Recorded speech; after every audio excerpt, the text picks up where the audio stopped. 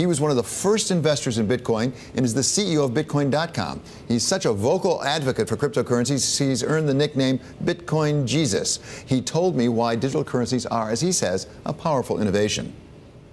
There's no one single place that any government or corporation or anybody at all could go to shut these cryptocurrencies down or turn them off or block them or censor them. And so that's a really, really powerful innovation, because before the invention of Bitcoin, you would have to get permission. If I wanted to send money from one country to another, or even within a country, I'd have to get permission from my bank. I'd have to get permission from the other person's bank. The banks would have to get permission from the various governments in the countries they're in. Now, thanks to the invention of Bitcoin, anyone, anywhere in the world can send and receive any amount of money with anyone else instantly, basically for free. And there's absolutely nothing anyone can do to block those payments or freeze those payments or control it in any way. And that's a really, really powerful tool for all of humankind, and gives everybody more control over their own money, which I think is a great thing. No question it's powerful for just the reason you described, because it's outside of any government control. That's right.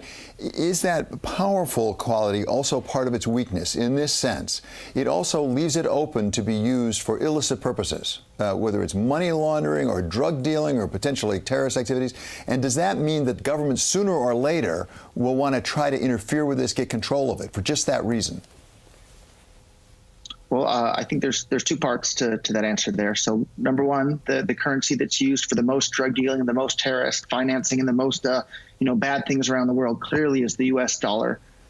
So if you're really worried about those sorts of things, you better be worried about the U.S. dollar. But at the same time, governments all over the world, what do? They look for the businesses or the people that have money, and they look for a way to take a portion of it. So it won't be any different with Bitcoin. Now that Bitcoin has this giant amount of traction and usage and huge market cap, and they're over $12,000 each now, of course governments are going to want to take a portion of that. But the exciting part about Bitcoin is that it makes it much, much more difficult for them to have control over that. And if you're someone who believes in economic freedom and believes that people should have control over their own money, it's a great thing that governments are going to have a harder time controlling what people do with their own Bitcoins. Roger, as you know well, we're about to have some government regulation, not of the cryptocurrencies themselves, but of futures trading in it. We're just about to happen. We're on the cusp of it right now.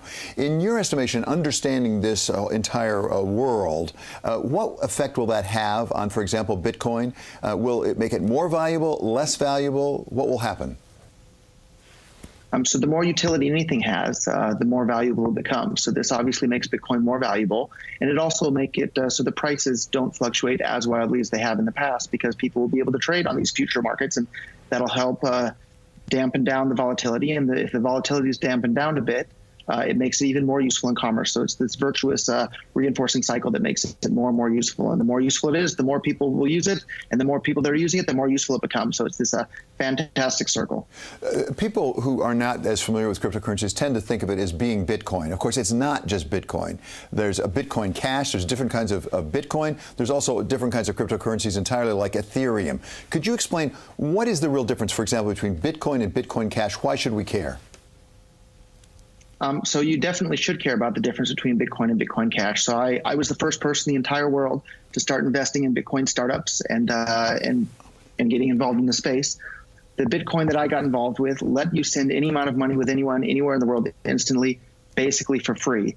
That's no longer true of Bitcoin or Bitcoin Core. Bitcoin split into two versions of Bitcoin back on August 1st. There's now Bitcoin Core and Bitcoin Cash. And Bitcoin Cash still allows you to do all the things that Bitcoin allowed you to do back in 2011, 2012, all the way up until around 2016. Bitcoin Core now costs about $5 every single time you want to use it, and the utility is really being undermined. So I've actually sold the majority of my Bitcoin Core coins recently and bought more Bitcoin Cash. And if you look at the price of each over the last several months, Bitcoin Cash has significantly outperformed Bitcoin Core. And if you look at the businesses around the world, they're scrambling to adopt Bitcoin Cash because it provides for a good user experience. So I'm really concerned with the markets right now. The price of Bitcoin Core is going crazy. But I think it's a lot of people that don't understand the utility behind it and are buying it just because they see the price going up, and they're chasing something without understanding it. Whereas the people that actually understand the utility that is underneath all these things are really bullish on Bitcoin Cash. And I'm definitely one of those people that's bullish on Bitcoin Cash. Okay, so finally, to just that point, Bitcoin Core right now is over $12,000 last time I checked, and it seems to be going up and up and up. Where's it going to be in a year? Are people going to discover that it's not as useful as you just described, and therefore will it come down significantly? I think it might go up a lot more from where it is right now because people love to chase bubbles. So it might go to $20,000, $30,000, $40,000 before there's a significant correction. It's really hard to know.